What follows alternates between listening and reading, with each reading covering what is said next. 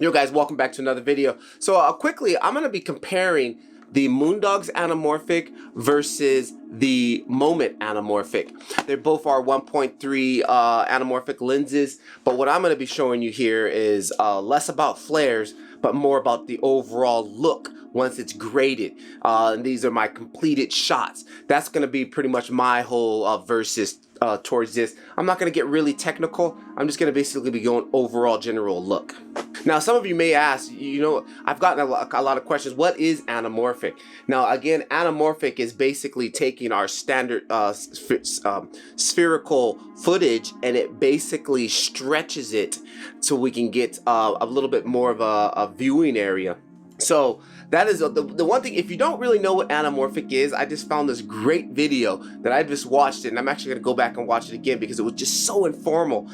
There's a channel called Media Division, and they actually have a video called Scope Anamorphic Lens. I'll throw the link down in the description. It's like almost an hour long, I think, but the information was absolutely valuable, and it really schooled me up on what, the whole history and what anamorphic, is in the modern time with movies and things like that. So take a look at that. Now, another question I always get is like, should I shoot anamorphic? People ask me, or why do I need to shoot anamorphic? You don't need to shoot anamorphic. Again, anamorphic is more of a stylized look, and especially with us on the mobile devices, for me, the reason I like to shoot anamorphic is because it seriously takes me back to my childhood when I used to watch movies. There was a particular movie called named Blue Thunder. Columbia Pictures presents Roy Scheider, Blue Thunder. I thought it was illegal to arm police helicopters. Check it out. It's about this helicopter or whatever, but it was shot in anamorphic, and at the time when I was a kid, when I saw this, there was just something about the movie, like I couldn't put my finger on it at that time because I didn't know anything about anamorphic, but I just loved the way it looked, and it continued with me all the way through my whole watching movies, of time. Now when I watch movies, I can't enjoy them because the minute I start watching a movie, I'm tearing it apart. Like, how did they do that shot? Where's the light at? Where's the light position here? Wow, the grading is great. I don't enjoy films anymore. I just like to tear them apart and like figure out the how-to. So again, you don't have to shoot anamorphic. It's a stylized choice, and for me, it just takes me back to my childhood, and I just love the way anamorphic looks, and I'm happy that I have the capability of shooting anamorphic on a cell phone. Crazy. Now, some of the characteristics of shooting anamorphic, there's some positive and there's some negatives. For me, the biggest negative is sharpness. If you're looking to get the sharpest, crispest image on a cell phone, anamorphic is not going to be your go-to. You're going to sacrifice sharpness when it comes to anamorphic, because remember, the image is being distorted, so it's really hard to get that true pinpoint sharpness. So if that's what you're looking for, anamorphic might not be the thing for you. But for me, I'm chasing the filmic look. I'm really chasing that old cinematic, I can't even, VistaVision, all those visions that they used to have, those cinema formats. I'm chasing that look, and with my cell phone, because that's the look that I liked, and that's that just gets me all excited. So that's one thing. If you're looking to shoot really sharp images, you're not going to get it from anamorphic. Anamorphic tends to get very blurry on the sides. It's a little bit sharp in the middle, but again, it's not as sharp as it is without my anamorphic. If I'll take my anamorphic lens off of this, you'll see the sharpness comes right back in. Again, some of the characteristics of using also an anamorphic lens, you get those bokeh rings when you get the depth of field going. Again, I don't get too close to this lens because, again, it's really hard to get a in focus image using the anamorphic lens, because we got the glass of the cell phone lens and then the added lens. We're not working like a true anamorphic lens, so I kind of stay away from that. But again, knowing the limitations of each of your lenses, again, you got to practice filming with these lenses to know what you can do and what you can't do. And then again, everybody loves the lens flares. Again, I noticed the Moondog doesn't flare as much compared to the Moment, and then the Ulanzi flares a lot. Some people love the flares. I'm kind of in between. I like them sometimes and I don't like them sometimes. It just depends on the look that I'm going. And again, that's the whole thing about anamorphic. It's all about the look that you're going for. A couple of things though that you want to keep an eye out for when you're filming with these anamorphic lenses. Stuff on the edge, if it's in any importance in the frame, you want to move it towards the center, because on the frame there's a lot of distortion. We got vignetting, we got chromic aberration, separation on there. So you want to keep stuff in the center of the frame if you want to keep it pretty much sharp. And stuff on the edges, you got to watch out again because of the way the lens is being distorted. We get a lot of distortion on the sides. I've experienced this a lot when I've been trying to add CG, computer graphics stuff, to anamorphic. And when I try to track it, the tracker just gets crazy because so much distortion on the edges. It's kind of tough to do. So let's take a look at some of this footage here. For me, at the moment, what is my favorite lens? I know everybody was gonna ask me that. It's probably like, which one is my go-to? Stay tuned to the end, and I'll tell you guys what my favorite lens is out of the 3 that I have. I only tested 2 in this one, so the Ulanzi is not going to be in the equation. But if you want to see that, I could do Ulanzi versus Moment, or Moondog, and then Ulanzi's versus Moment. So we can also do that. So let's get into the footage. And again, the footage is fully graded. They're both, I used the same grade on each one, and you gotta apologize. Some of them, the video. Now this is one other tip. One other thing that I don't like about the Moondog lens. Hang on. I gotta stop in between some of these takes because I'm using MC Pro, and once it gets to about 3 gigs, it basically makes a new file.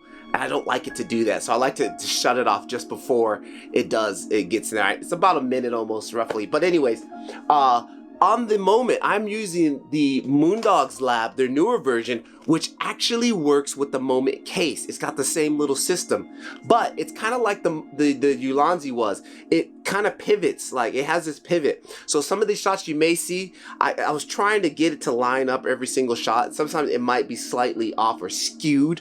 So that's only one negative that I've already got with the Moment, they both start with M, with the Moondog Labs, is that you can kind of pivot. But on the plus side, if you shoot vertical and you can turn it vertical, you can get some vertical anamorphic footage, you know? That's just thinking out of the box there, thinking out of the box. Unlike the Moment goes in and it locks into place and then boom, it's locked. I really like that system. So let's take a look at these footage here. I'll basically show you like a Moondog and then a Moment. I'll try to see if I can get them overlapped, or I don't know if that's even necessary, but take a look at it.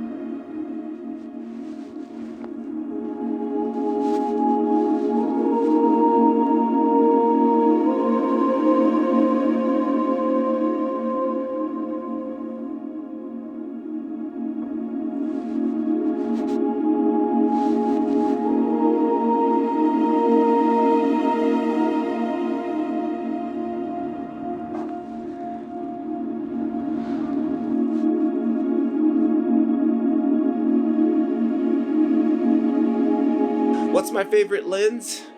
I'm stuck. I'm stuck between. I like the way the Moondog looks. The Moondog looks to me, the softness, the filmic look that I'm going for. The Moondog gets me closer to what I'm trying to achieve. Minus the fact that I don't like that I can pivot that head. I want it to be locked off, because that's just another thing that that was why I left the Ulanzi lens, because every time I set it up, I have to make sure, is it straight? Is it straight? That takes time, you know. The Moment lens, I pull it in, lock it in, I go, and I know it's ready to go. That's what I do like. But you know, for that little bit of a extra few seconds there, you know, I think I'm honestly stuck between the two.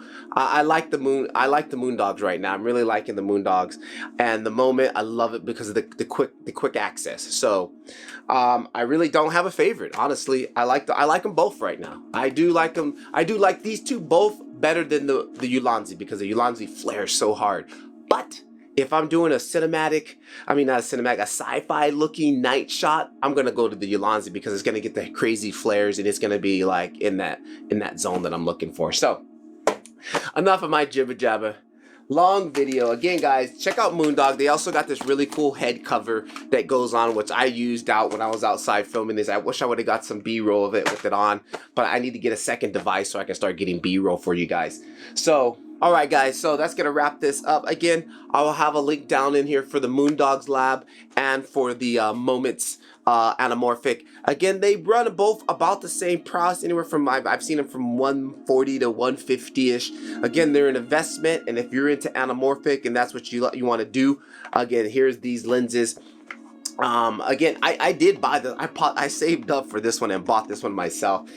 They did send this one out to me, but I actually reached out to this. This is the first time I ever reached out to a company. I emailed them because I was very interested in this, and they saw that I did a lot of anamorphic stuff, and they sent this out. So Moment, I think.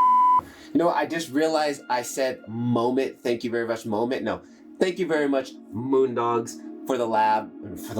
Moondog's Lab. Thank you very much for the lens, not Moment. Thank you. Thank you guys very much for sending this out here. Again, I'll have all this stuff down here in the description, guys. They are Amazon affiliate links. They do help out the page. Again, check out their head cover too, which is fantastic. I shot a lot of cool stuff with it when I shot this video. I wish I would have had a second camera to show you some of the B-roll. So enough of my jibber jabber. Keep filming, guys. That's how you get better. You gotta film. You gotta learn your equipment. So I'll catch you guys in the next one. Patrick Levar. Peace.